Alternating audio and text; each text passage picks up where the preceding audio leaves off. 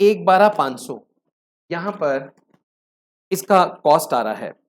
तो 1/12/500 को अगर हम 3750 से डिवाइड करें तो स्टैंडर्ड प्राइस जो है मटेरियल का वो 30 आ जाएगा। आगे देखते हैं। लेबर के चार्ज है 5625 और लेबर कॉस्ट है 1/12/500। आप यहां से लेबर का स्टैंडर्ड रेट निकाल सकते हैं क्योंकि ये इंफॉर्मेशन बजट है। तो 1/12/500 को अगर हम डिवाइड कर दें 5625 से तो ये 20 रुपीज आ जाएगा। इसी तरह वेरिएबल ओवरहेड का और हमें फिक्स ओवरहेड का अमाउंट दे रखा है, इसके भी अगर आप चाहें तो स्टैंडर्ड रेट निकाल सकते हैं। वेरिएबल ओवरहेड का हो गया 10 और आप देखेंगे फिक्स्ड ओवरहेड का 20। ये जितने भी रेट हमने निकाले हैं ये स्टैंडर्ड के हैं। मटेरियल का जो रेट है वो पर केजी है, बाकी labour, variable overhead, fix overhead के जो रेट्स हमने निकाले हैं वो पर आवर हैं। Some other information relating to some period is provided below. एक पर्टिकुलर पीरियड की जानकारी दे रखी है, यानी कि आगे की जो इन्फॉर्मेशन है वो एक्चुअल है। Stock of raw material and finish goods are valued at predetermined stand cost for easier cost comparison and reporting. पहले पॉइंट में लिखा है अगर कोई स्टॉक होगा तो हम उसको स्टैंड कॉस्ट में वैल्यू करेंगे। Actual number of unit produced quantity 7750 है, जबकि मैं आपको दिखाना चाहता हूं जो हमने बजट में प्लान करी थी वो 7500 प्लान करी थी। अब 7500 की बजाय हमने 7750 बनाया है। डायरेक्ट मटेरियल परचेज 5000, जो हमारा बजट का परचेज था वो 3750 था, यहाँ 5000 परचेज किया है। Direct material purchase 5000। For the information given above you are required to figure out the following in actuals. आपको कुछ इंफॉर्मेशन निकालनी है जिसमें सबसे पहला पार्ट है quantity of material used and material cost. अभी हम ये नहीं देखते कि इसमें ऑप्शंस में क्या क्या फिगर्स दे रखी हैं, बस पहला पार्ट है हमें बताना है मटेरियल यूज्ड, जिसको हम AQC के नाम से जानते हैं, और एक डायरेक्ट मटेरियल कॉस्ट। ये तो श्योर है कि जो भी कैलकुलेशन है ये मटेरियल वेरिएंसेस से निकलेगी, और मटेरियल के दो वेरिएंसेस ऊपर दे रखे हैं, एक प्राइस और दूसरा क्वांटिटी यानी कि यूजेज। आइए थोड़ा पहले ऊपर देखते हैं। आप क्वेश्चन में जो नीचे चार ऑप्शंस हैं उनको भी छोड़ दें, सीधा क्वेश्चन की तरफ ध्यान दें। एक आपको दे रखा है प्राइस और एक यूजेज। आप मटेरियल का वेरिएंसेस लगा सकते हैं, फॉर्मूले लगा सकते हैं, उससे आपके आंसर्स आएंगे। हमने आपको जैसे क्लास में कराया उस तरह से कर सकते हैं। अगर मैं मटेरियल वेरिएंस का पूरा फॉर्मूला लिखूं तो आप देखिएगा फॉर्मूला होता है 3 बार SP, 3 बार SP और 1 बार AP। हमारे मटेरियल के फॉर्मूले हो गए 3 बार SP, 1 बार AP। पहले कॉलम को मल्टीप्लाई करेंगे SQ से, सेकेंड कॉलम को करेंगे SM से और बाकी जो 2 कॉलम है इसको मल्टीप्लाई करेंगे AQ से, एक्चुअल क्वांटिटी से। अब ये मटेरियल के सारे फॉर्मुलेज हो गए। क्वेश्चन है हमें एक प्राइस बोला, एक यूजेज। अब देखिए प्राइस जो है वो इनका डिफरेंस होता है और यूजेज जो है वो इसका डिफरेंस होता है। यहां से आप वेरिएंसेस निकाल सकते हैं। अब पहले हम यूजेज का फॉर्मूला लगाते हैं, जैसे मटेरियल यूजेज वेरिएंस, फॉर्मूला हुआ SP into SQ minus SP into AQ। जो यूजेज वेरिएंस होता है उसमें एक्चुअल क्वांटिटी कंज्यूम ली जाती है, तो मैंने यहां पे लिख दिया actual quantity consume, actual quantity consume. अब स्टैंडर्ड प्राइस कितना, जब हम क्वेश्चन पढ़ रहे थे तो ऊपर हमने स्टैंडर्ड प्राइस निकाला था, आई थिंक 30 रुपीज आया था। एक बार चेक कर लेते हैं कितना था standard price. Yes, it is 30 rupees. तो स्टैंडर्ड प्राइस है 30, ये हो गया स्टैंडर्ड प्राइस 30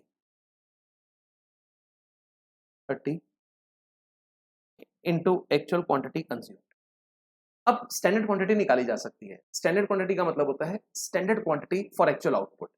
मैं आपको दिखाना चाहूंगा, आपने ये जो क्वांटिटी देखी है 3750, ये क्वांटिटी यूज्ड है। ये एक तरह से बजट क्वांटिटी दे रखी है बजट प्रोडक्शन के लिए, यानी कि 7500 के लिए। अगर हम जानना चाहते हैं एक्चुअल के लिए कितना, तो कुछ इस तरह से निकालेंगे। 3750 ये क्वांटिटी है 7500 की, इनटू 7750 के लिए कितना, क्योंकि हमारी जो एक्चुअल आउटपुट है, एक्चुअल प्रोडक्शन है, वो 7750 है। तो यहां से चेक करते हैं, 3750 7500 के लिए है, तो 7750 के लिए कितना, इट इज कमिंग 3875 kg। तो ये हमारा एक तरह से स्टैंडर्ड क्वांटिटी का फिगर आ गया 3875। इसका मतलब है जो क्वांटिटी हमने बनाई है उसके लिए इतना मटेरियल लगना चाहिए। अब मैं इसको ऊपर यहां पे लिखता हूं 3875।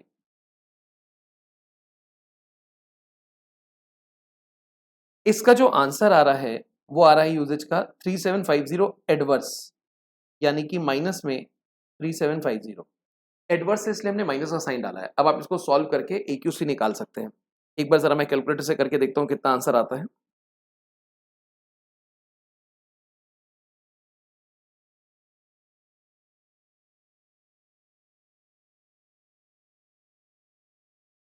Yes, it is coming AQC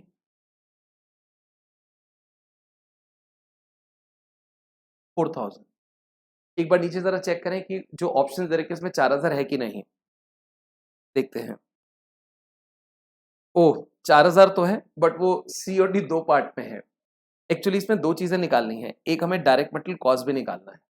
अब डायरेक्ट मटेरियल कॉस्ट के लिए आप अपना प्राइस वेरिएंस लगा सकते हैं। कैसे, मैं आपको बताता हूं, आइएगा जरा। ये जो वेरिएंस का आखिरी कॉलम होता है ना, ये जो वेरिएंस का लास्ट कॉलम होता है, ये इनफैक्ट डायरेक्ट मटेरियल कॉस्ट होता है। This is direct material cost. तो हमें यहां पर डायरेक्ट मटेरियल कॉस्ट निकालनी है। अब जब हम प्राइस वेरिएंस लगाएंगे तो एक्चुअल क्वांटिटी कंज्यूम्ड और परचेज कौन सी लें। एक्चुअली प्राइस वेरिएंस को आप दो तरह से निकाल सकते हैं, एक at the time of consumption और एक at the time of purchase. अब जब एमसीक्यू आता है तो इसमें मालूम नहीं उन्होंने किस तरह से निकाली हुई है। अगर एक स्टैंडर्ड क्वेश्चन है तो आप अजम्पशन लेके उसको कर सकते हैं। तो यहाँ पे एक बारी मैं ट्राई करता हूँ, प्राइस वेरिएंस ले रहा हूँ। यहाँ पर आप देखिएगा, material price variance, standard price into actual quantity minus actual price into actual quantity. हम मान लेते हैं प्राइस वेरिएंस परचेज के समय निकाला गया है, तो परचेज के समय अगर निकाला गया है तो मैं एक्चुअल क्वांटिटी परचेज की लूंगा। अभी पता चल जाएगा जो आंसर आएगा वो नीचे से मैच करेगा कि नहीं। बाई चांस मैच नहीं करा तो हम AQC के अकॉर्डिंग भी चेक कर सकते हैं। MCQ में ये एक अच्छी बात है कि अगर कहीं कंफ्यूजन हो तो आप अकॉर्डिंगली अपने आंसर को देख सकते हैं। एक्चुअल क्वांटिटी परचेज कितना है वो क्वेश्चन में हमें दे रखा है 5000 kg। एक्चुअल क्वांटिटी परचेज 5000 है और थोड़ी देर पहले हमने कंज्यूम 4000 निकाला है। तो मैं एक बारी यहाँ पर 5000 लेके चलूंगा। प्राइस वेरिएंस का आंसर है 25,000 फेवरेबल, यानी कि प्लस 25,000। स्टैंडर्ड प्राइस हमें दे रखा है 30, एक्चुअल क्वांटिटी परचेज है 5000, माइनस इस पूरे को मैं बैलेंसिंग फिगर लूंगा एपी इंटू ए क्यू पी, इसको बोलते हैं डायरेक्ट मटेरियल कॉस्ट। तो यहां से डायरेक्ट मटेरियल कॉस्ट कितना आ गया चेक करते हैं। 5000 इंटू 30 माइनस 25,000, 1,25,000, ये डायरेक्ट मटेरियल कॉस्ट है। एक बार चेक करते हैं क्या इस तरह का कोई कॉम्बिनेशन हमें दे रखा है नीचे। ओ yes, it is given 1,25। Price variance को यहां at the time of purchase निकाला गया है। मैं एक बारी आपको at the time of consume निकाल के भी दिखाता हूं। मान लीजिए यहां पर मैं 4000 की फिगर ले लेता हूं, 4000 की, क्योंकि एक्चुअल क्वांटिटी कंज्यूम 4000 है। 30 इंटू 4000 माइनस 25,000, अगर हम कंज्यूम लेके निकालते हैं तो आंसर हमारा आता है 95,000। 95,000 नीचे ऑप्शन में दे ही नहीं रखा। इसका मतलब ये है जो कैलकुलेशंस नीचे गिवन है, जो आंसर्स दे रखे हैं, वहां पे प्राइस वेरिएंस को at the time of purchase करके निकाला गया है। आई होप आप मेरी बात समझ रहे होंगे। आपके माइंड में अगर ये डाउट आ रहा है, सपोज करें नीचे एमसीक्यू ना होते, प्रॉपर क्वेश्चन होता, तो आप अजम्पशन लेके एक्चुअल क्वांटिटी कंज्यूम के अकॉर्डिंग निकाल सकते हैं। मैं आपको यहां से आगे लेके चलूंगा। अब नेक्स्ट मैंने एमसीक्यू देखा, वो डायरेक्ट लेबर आर से रिलेटेड है, यानी कि लेबर के ऊपर बेस्ड है, और उसके बाद लेबर कॉस्ट के ऊपर बेस है। इसका मतलब यहाँ पे जो वेरिएंसेस लगेंगे वो लेबर के लगेंगे। वापस से आपको ऊपर लेके चल रहा हूं मैं, देखिएगा यहाँ पर लेबर, लेबर रेट और लेबर एफिशिएंसी। यहाँ पे मैं पहले लेबर एफिशिएंसी वेरिएंस ले लेता हूँ। अब लेबर एफिशिएंसी वेरिएंस का फॉर्मूला क्या होगा, या तो एक बारी पूरा पहले अपना लेबर का फॉर्मूला लिख देते हैं। लेबर का फॉर्मूला होता है 4 बार एस आर, 4 बार एस आर, 1 बार ए आर, इंटू इंटू 4 बार एस आर, 1 बार A R, into S T, S M, ATW, ATP, ATP, ये हमारे लेबर के फॉर्मूले हो गए। अब इसमें हमें दो दे रखे हैं, ये वाला तो हो गया रेट, और एफिशिएंसी हो गया ये वाला, यानी कि फर्स्ट कॉलम से थर्ड कॉलम को अगर आप माइनस करेंगे तो एफिशिएंसी आ जाएगा। अच्छा, मैं एक चीज और सोच रहा हूँ, जैसे हम यहाँ पे स्लाइड पे लिख रहे हैं, तो मैं इसका ना पीडीएफ बनाकर जो वीडियो है उसके डिस्क्रिप्शन बॉक्स में इसका लिंक दे दूंगा। बाई चांस अगर आपको कभी इन सॉल्यूशंस की जरूरत पड़े तो आप वहां से ले सकते हैं। तो मैं आपको एफिशिएंसी वेरिएंस से अब स्टार्ट करा रहा हूँ। Labour efficiency variance, S R into S T, S R into ATW. आपको ध्यान होगा एस आर हमें दे रखा था क्वेश्चन में, हमने आई थिंक 20 रुपीज थोड़ी देर पहले निकाला था। देखते हैं एस आर क्रॉस चेक करके। यस, लेबर का एस आर है 20, तो यहां पर आ गया 20 इंटू एस टी हमें लिखना है 20 इंटू एक्चुअल टाइम वर्क, ये बैलेंसिंग फिगर के तौर पे हम निकालेंगे। अब लेबर एफिशिएंसी वेरिएंस, इसका आंसर ऊपर देखिए कितना दे रखा है, 3750 एडवर्स माइनस 3750। एसटी का मतलब होता है standard time for actual output. एक बार हम बजट के अंदर देखते हैं हमें क्या दे रखा है। अगर आप बजट के अंदर देखेंगे तो हमें आर्स दे रखे हैं 5625। ये जो 5625 आवर्स हैं, ये कितने यूनिट्स के लिए हैं, 7500 के लिए, और हमने बनाया कितना है 7750। तो 7750 के लिए कितना standard time for actual output check करते हैं। 5625 7500 के लिए है, तो 7750 के लिए कितना, ये आता है 5812.5। ये स्टैंडर्ड टाइम हो गया।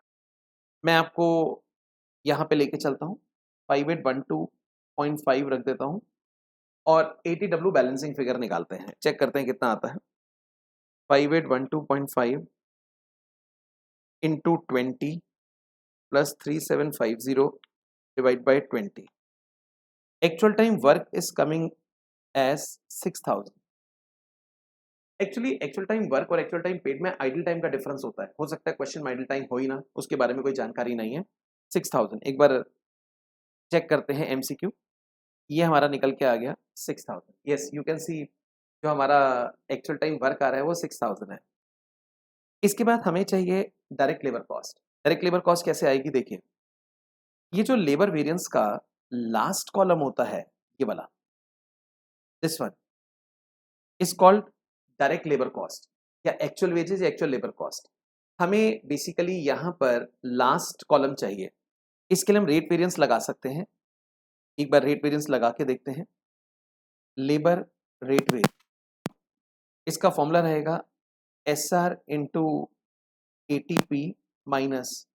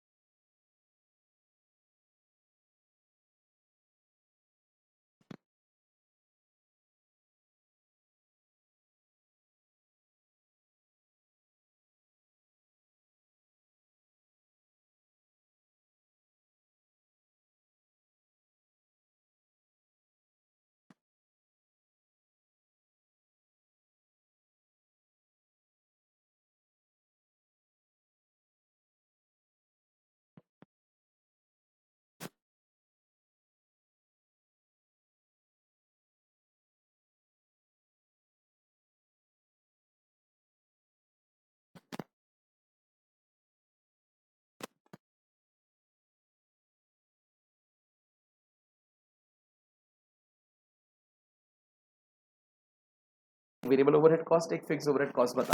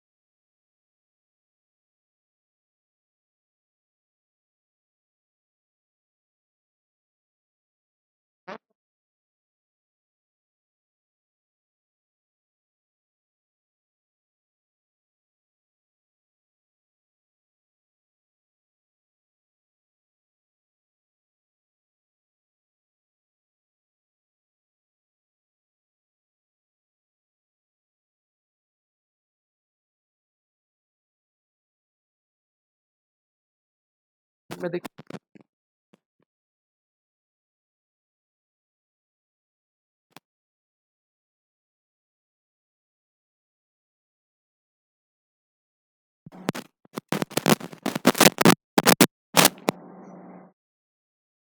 हाँ, आई थिंक अब शायद कुछ ऑडियो में दिक्कत थी बट स्टिल आई एम मैं देख पा रहा हूँ अब हमारा ऑडियो ठीक है।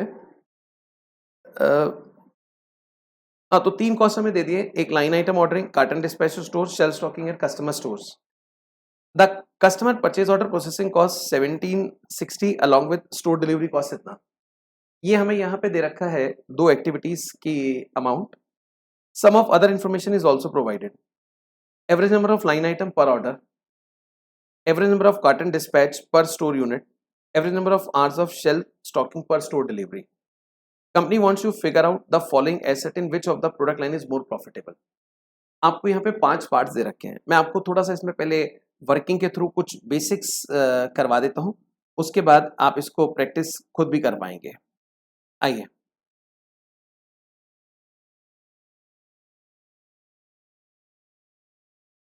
मैं सिंपली पहले कुछ वर्किंग्स आपके लिए बनवा रहा हूँ। देखिए, यहाँ पे लिखते हैं करंट ईयर, एक है मैक्स, एक अल्ट्रा और एक प्रो। सेल्स, मैं सबसे पहले जो लास्ट ईयर की सेल थी उसका 5 गुना कर रहा हूँ। अब लास्ट ईयर की जो सेल्स थी उसका 5 गुना कैसे करेंगे? 528 इंटू 5, ये आ रहा है 2640। 2640 फिर है 330 into 5, 330 into 5 is coming 1650, 1650। Next है 110 इंटू 5, 550। ये हमारा सेल्स आ गया। ऑर्डर्स, ऑर्डर्स भी 5 गुना बढ़ गए हैं। 616 इंटू 5, 3080। इसके बाद 396 इंटू 5, 1980 और लास्ट है 165 इंटू 5, 825। इनफैक्ट मैं आपको बताऊं, जो हमारा पहला एमसीक्यू है वो यही है। मैं आपको एक बार इसका एमसीक्यू पढ़वा देता हूं, नीचे क्या लिखा हुआ है। ये फर्स्ट एमसीक्यू है। For the current year how much is the order receive and unit sold for max, ultra and pro. अब जो आंसर हमने निकाले आप उससे मैच कर सकते हैं। 2640 3080, चेक करते हैं किस में आ रहा है। सोल्ड 2640 3080, नेक्स्ट कितना था? 1650 1980, 1650 1980 और लास्ट चेक कर लेते हैं 550 और 825। यस, 500 से 825। तो पहले का आंसर जो है वो डी पार्ट है। अब इसका सेकंड एमसीक्यू देखते हैं। The total gross margin percentage in operating income for the current year. आपको ग्रॉस मार्जिन परसेंटेज टोटल में बताना है और ऑपरेटिंग इनकम परसेंटेज बतानी है। अब ये कैसे आएगी? करंट ईयर के लिए बतानी है। देखिए, मैं यहां से आपको ऊपर लेके चलता हूं। एक हमें प्रोडक्ट दे रखा है मैक्स, एक गिवन है अल्ट्रा, एक प्रो और एक आप कॉलम बनाए टोटल का। सबसे पहले सेल्स, ये जो क्वांटिटी हमें दे रखी है 2640, 1650 और 550 इनटू जो सेल्स का अमाउंट है, मैं आपको सेल्स का अमाउंट दिखा देता हूं। 84,975, उसके बाद 1,15,500 और लास्ट में 2,17,800। ये आपकी टोटल सेल्स आ जाएगी। इस सेल्स में से आप कॉक्स को माइनस कर दें, कॉस्ट ऑफ गुड्स सोल्ड। अब जैसे 2640 यूनिट्स हैं इनटू 82,500, उसके बाद यहां पर 1650 यूनिट है इनटू 1,10,000 और लास्ट में 550 यूनिट्स हैं इंटू 550 इंटू 1,98,000। ये हमारा कॉग्स आ गया। अब जैसे माइनस करेंगे यहां से ग्रॉस प्रॉफिट आ जाएगा, इंडिविजुअल ग्रॉस प्रॉफिट आ गया, इसमें से ऑपरेटिंग एक्सपेंस माइनस करो, यानी कि क्वेश्चन में सपोर्ट कॉस्ट जो आपको दे रखी है 66,23,760 66,23,760 और ये आपका आंसर आ जाएगा प्रॉफिट या ऑपरेटिंग इनकम। अब एक्चुअली इस पार्ट में कैलकुलेशंस बहुत है, मैं ये सोचता हूँ कि ये आप खुद से एक बार कर सकते हैं, बट स्टिल कैसे आएगा मैं आपको बताता हूँ। ये ग्रॉस प्रॉफिट जो है आपको इसको इससे डिवाइड करना है और साथ में ये जो ऑपरेटिंग इनकम है इस ऑपरेटिंग इनकम को आपको इससे डिवाइड करना है। यहां से अगर आप देखेंगे तो जो क्वेश्चन की रिक्वायरमेंट है जीपी रेशो और साथ में प्रॉफिट रेशो वो आपकी निकल जाएगी। आई होप ये पार्ट आप खुद से कर लेंगे, बिकॉज अगर हम यहाँ करते तो इसमें बहुत ज़्यादा टाइम लगेगा, तो मैंने आपको वे बता दिया है इसको कैसे कर रहे हैं। अदरवाइज जो आगे ये क्वेश्चन है मोस्टली हम सारे ही इस क्लास के अंदर बाकायदा पूरे सॉल्व करेंगे, इसमें कैलकुलेशन ज़्यादा होने की वजह से मैं इस पार्ट को यहीं छोड़ रहा हूँ। अब मैं आपको इसके थर्ड पार्ट पे लेके चलता हूँ क्वेश्चन के। The cost driver rate relating to 5 activity area, हमें पांचों एक्टिविटी के रेट्स बताने हैं। आइए यहीं से शुरू कर लेते हैं। सबसे पहला है लाइन आइटम ऑर्डरिंग, या इस ऑर्डर में ले लेते हैं। लाइन आइटम ऑर्डरिंग, इसका ड्राइवर है लाइन आइटम पर परचेज ऑर्डर, इतने दे रखे हैं, तो इसका रेट तो यहीं से आ जाएगा 14,04,480 divided by 66,110 rupees 21.24 per line item. Carton dispatch to store 16,72,000 divided by 339240, ये कार्टन डिस्पैच है टोटल, ये आता है 4.93 रुपीज 4.93 पर कार्टन। नेक्स्ट है shelf stocking at customer store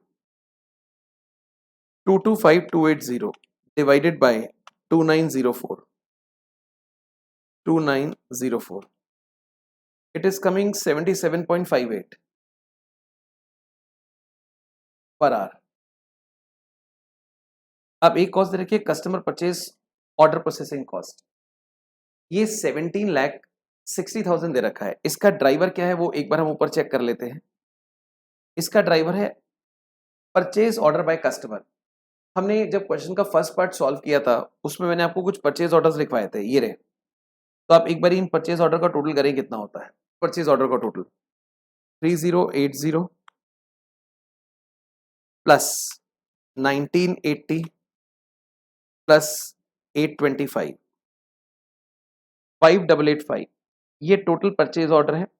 ये ड्राइवर हो जाएगा परचेज ऑर्डरिंग कॉस्ट का 5885। तो अगर मैं इस कॉस्ट को 5885 से डिवाइड करता हूं तो आंसर चेक करते हैं 1760,000 डिवाइड बाय 5885 299.06 रुपीज 299.06 पर परचेज ऑर्डर। और लास्ट है स्टोर डिलीवरी कॉस्ट, इसका ड्राइवर ऊपर चेक करते हैं। क्वेश्चन ने क्या दिया है स्टोर डिलीवरी कॉस्ट का। यूनिट सोल्ड, हमने फर्स्ट पार्ट में सेल्स यूनिट भी लिखे थे और वो ये हैं, इनका टोटल करके देखते हैं कितना आता है। 2640 प्लस 1650 प्लस 550 4840 ये यूनिट सोल्ड है, तो इसके बेसिस पे कैलकुलेशन की जाएगी। 4840 15,62,000 डिवाइड बाय 4840, ये आता है 322.72 पर यूनिट। अभी हमने रेट्स निकाल दिए हैं। अब एक बार नीचे ऑप्शंस चेक करते हैं उसमें क्या क्या दे रखा है। क्वेश्चन का third part the cost driver, customer purchase order processing, हमारा परचेज ऑर्डर प्रोसेसिंग का आंसर आया था 299.06।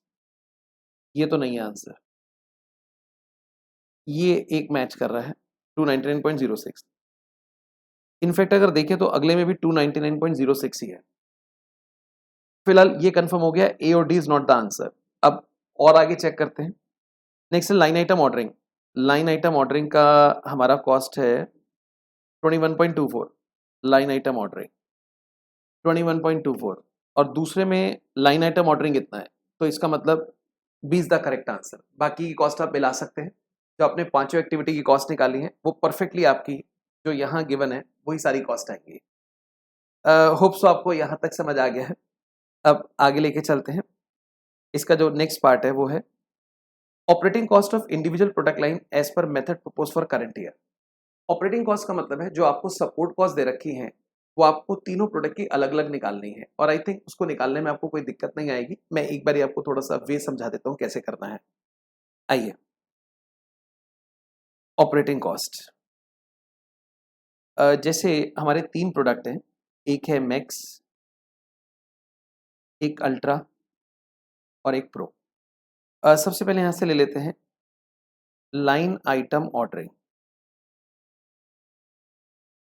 अब हमारे जो लाइन आइटम्स हैं उसका टोटल है 66,110। अब हमें ये टोटल दे रखा है, प्रोडक्ट वाइज बताना है कितना, तो उसके लिए क्वेश्चन कहता है average number of line item per order. एक ऑर्डर के लाइन आइटम इतने हैं।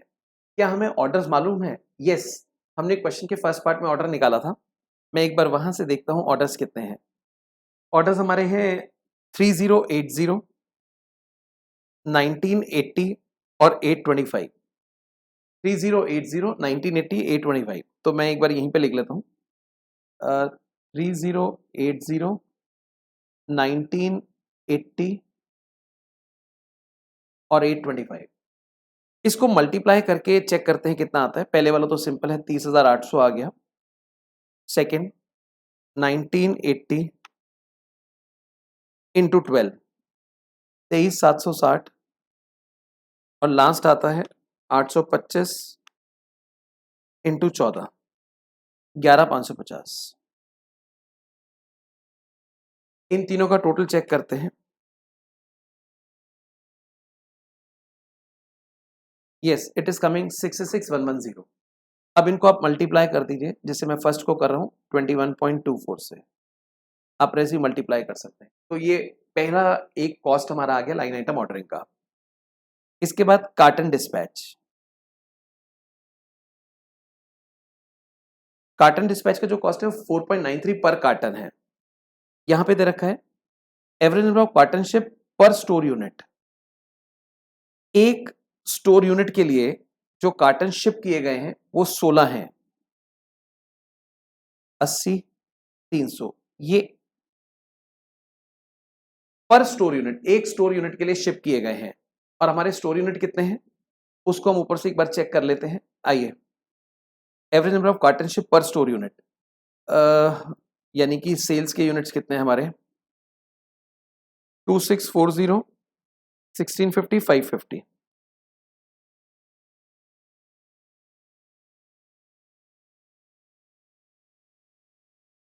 2640,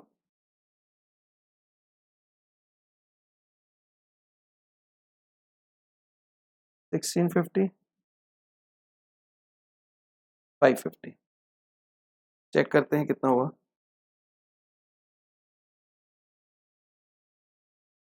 इंटू 16,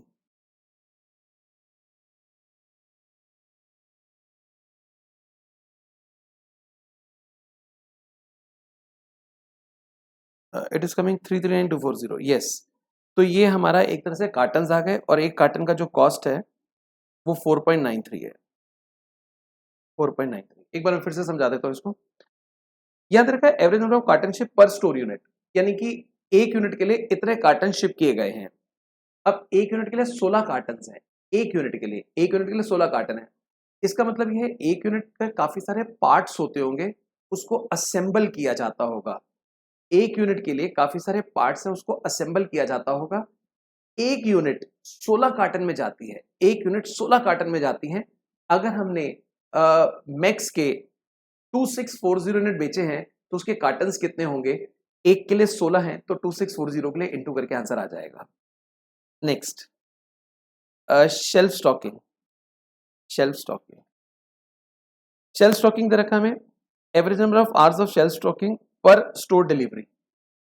जितनी स्टोर डिलीवरी है उसके लिए शेल्फ स्टॉकिंग आवर्स हमें दे रखे हैं 0.1, 0.6 एंड 0.4। अब स्टोर डिलीवरीज कितनी है वो आप देख लें।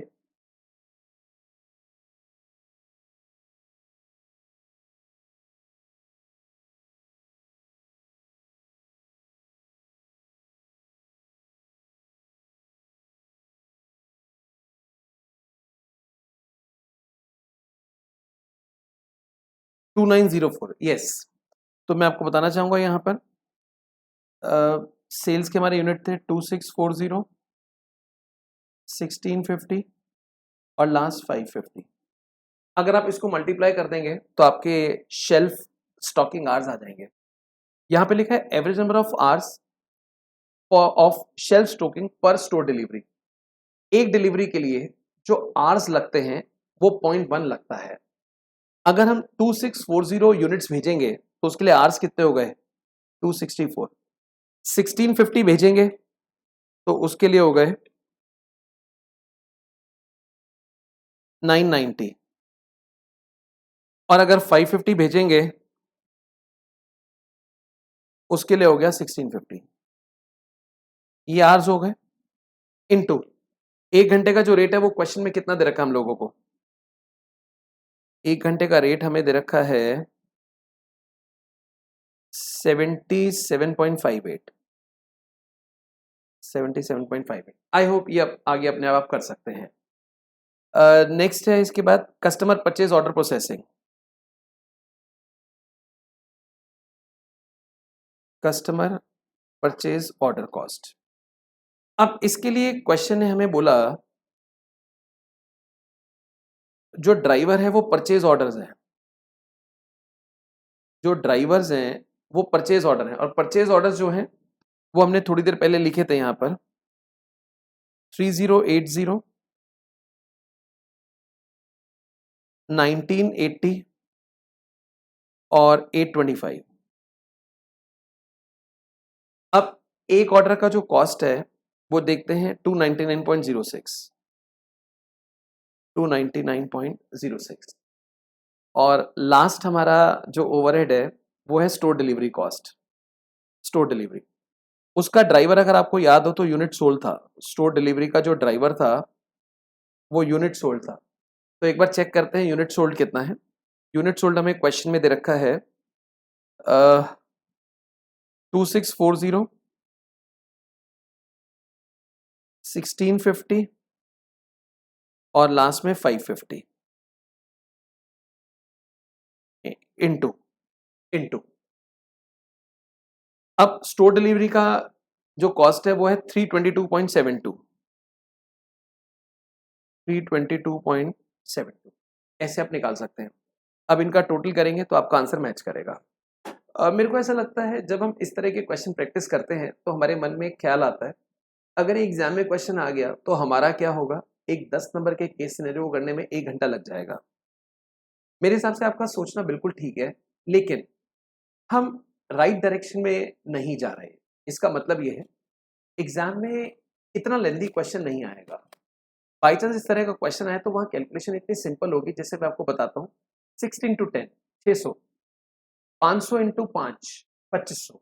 मतलब वहां पे अगर क्वेश्चन लेंदी हुआ तो calculation are very very simple. वहां डेसिमल में कैलकुलेशन नहीं आएगी। अब मान लो आपको रेट निकालना है 1 लाख बाय 10, तो आप कहेंगे 10,000 रेट आ गया। इस तरह से कैलकुलेशन होंगी या इस क्वेश्चन को थोड़ा शॉर्ट कर दिया जाएगा। तो आप इसकी बिल्कुल चिंता ना करें कि एग्जाम में कैसे होगा, बिल्कुल हो जाएगा। क्योंकि जो टाइम आपको दिया जाता है वहां हर बच्चे को ध्यान में रखकर एक स्टैंडर्ड टाइम सेट किया जाता है। उसमें एक बहुत जो बच्चा स्पीड से लिखता है उसको भी कंसिडर करते हैं, जो बहुत स्लो लिखता है उसको कंसिडर भी करते हैं, उसके हिसाब से पेपर सेट किया जाता है। तो यू प्लीज डोंट वरी, इस तरह के क्वेश्चन आप प्रैक्टिस जरूर करें, एग्जाम में जो आएगा वो आपसे हो जाएगा। Last part Last part is operating income as a percentage of revenue for each product line, namely Max, Ultra, Pro, when all support costs are allocated using ABC. देखिए भी कैलकुलेशन में बहुत ज़्यादा है. Max, ultra, pro. आप सबसे पहले यहाँ पे सेल्स का अमाउंट लिख देना जो हमने ऊपर क्वेश्चन के आई थिंक सेकेंड पार्ट में किया था. उसमें से कॉग्स माइनस कर देना जो हमने सेकेंड पार्ट में करा था. और अभी हमने ऑपरेटिंग एक्सपेंस फोर्थ पार्ट में निकाले हैं, एक साथ उनका टोटल माइनस कर देना. ये ऑपरेटिंग इनकम आ गई. अब आपको बताना है ये ऑपरेटिंग इनकम सेल का कितने परसेंट है. Now you have to tell ये ऑपरेटिंग इनकम सेल का कितने परसेंट है, और आप यहाँ से अपने आंसर को चेक कर सकते हैं कि हमारा आंसर क्या आ रहा है. आई होप ये बात आपको समझ आ गई होगी. मैं यहाँ से आपको आगे लेके चलूँगा. हमारे केस बेस्ड सिनेरियोस तो खत्म हो गए हैं. Now we have small MCQs. उसमें सबसे पहला एम्प्लॉय कॉस्ट के ऊपर दे रखा है. मैं थोड़ा इसका साइज, फ़ॉन्ट साइज बढ़ा रहा हूँ. देखिए, suppose the units of product are produce at a rate 4 unit per direct labour hour. इसका मतलब है 1 घंटे में 4 यूनिट्स बनते हैं. Direct labour idle time is 10% of hours paid. ये आइडल टाइम है. 10% वर्क का नहीं, पेड का. इसका मतलब work plus idle time is equal to paid. Sales of 1000 unit are budgeted and finish stock is expected to rise by 100. अब finish stock कह रहा है 100 से बढ़ जाएगा. इसका मतलब जो भी ओपनिंग स्टॉक है, क्लोजिंग स्टॉक उससे 100 ज्यादा आएगा. The budget labour hour of production would be. आपको बताना है जो लेबर आवर्स होंगे वो कितने होंगे. सबसे पहले आप यहाँ पे प्रोडक्शन की क्वांटिटी निकालें कि हम प्रोडक्शन कितना करने वाले हैं. तो प्रोडक्शन का फॉर्मूला होता है sales plus closing stock minus opening stock. इनका जो डिफरेंस है वो +100 है क्योंकि बढ़ेगा, कम नहीं हो रहा. और सेल्स हमें दे रखी है 1000. अगर हम देखें तो प्रोडक्शन 1100 है. अब 1100 प्रोडक्शन है, इसके लिए कितने आवर्स लगेंगे. हम 1 घंटे में 4 यूनिट बनाते हैं तो 1100 यूनिट्स कितने घंटे में बनेंगे. 1100 बाय 4, 1100 बाय 4,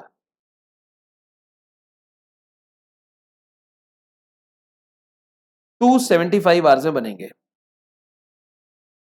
अब 275 आवर्स हो गए, बट जब हम पेमेंट करेंगे तो पेमेंट कितने आवर्स का करेंगे. आप मेरी बात समझिएगा. मान लीजिए हम 100 घंटे के पैसे देते हैं, उसमें 10% आइडल टाइम है, तो वर्क कितना होता है 90 आवर्स. तो ये फिगर 90% है, तो 100% कितना 305.55. बट अगर मैं देखता हूं तो यहाँ 305.55 कोई आंसर नहीं है. यहाँ पे राउंड ऑफ करके 306 दे रखा है. So this is the answer. अगर हम 100 घंटे की पेमेंट करते हैं तो 10 घंटे वेस्ट होते हैं और जो वर्क होता है वो 90 आवर्स होता है. Next, which of the following is the correct entry as would appear in cost book when overhead expense incurred are 500 and admin इतना. ओवरहेड इनकर दे रखा है. जो इनकर्ड होता है वो हम पे करते हैं ऑफिस के थ्रू, और ऑफिस का मतलब होता है CLC. और खर्चे डेबिट होते हैं, यानी कि production overhead account debit, administration overhead account debit to CLC cost ledger control account. अगर आप देखेंगे तो ये पहली एंट्री बिल्कुल परफेक्ट है. ये सेकंड में इसने ओवरहेड को क्रेडिट कर दिया है, यहाँ कॉस्ट लेजर को डेबिट कर दिया है, और ये तो बिल्कुल ही गलत है. तो first entry is the correct entry. एक जॉइंट प्रोडक्ट बाय प्रोडक्ट का क्वेश्चन है. In a company's production process, two joint product A and B are created simultaneously. Company operates in manufacturing sector focusing on producing goods that require multiple stages of production, often resulting in creation of joint product that share common production cost up until a certain split of point. For the last month, the following information is provided relating to inventory and sales. अब यहाँ पे sales, opening, closing stock दे रखा है. Joint production cost for the last month is इतना. ये joint cost है, या आप कह सकते हैं प्री सेपरेशन कॉस्ट है, कॉमन कॉस्ट है. These cost for allocated between the product on the basis of number of unit produced. एक तरह से आप कह सकते हैं फिजिकल यूनिट बेसिस पे डिवाइड हो रहा है. The method of apportioning cost ensure each product is fairly charge for its share of overall production expense. हमें बताना है कि दोनों का जॉइंट कॉस्ट कितना है. आप यहाँ पे पहले प्रोडक्शन निकाल लें. फॉर्मूला वही रहेगा जो अभी अभी आपको बताया, sales plus closing stock minus opening stock. It is coming 1,17,800. अब हम नेक्स्ट को लेते हैं. 76,000 plus 3,800 minus 7,600. It is coming 72,200. अब 1,17,800 प्लस दिस, ये टोटल आता है 1,90,000। जो जॉइंट कॉस्ट है वो हमें डिवाइड करनी है, तो मैं डिवाइड करके देखता हूँ। 20,90,000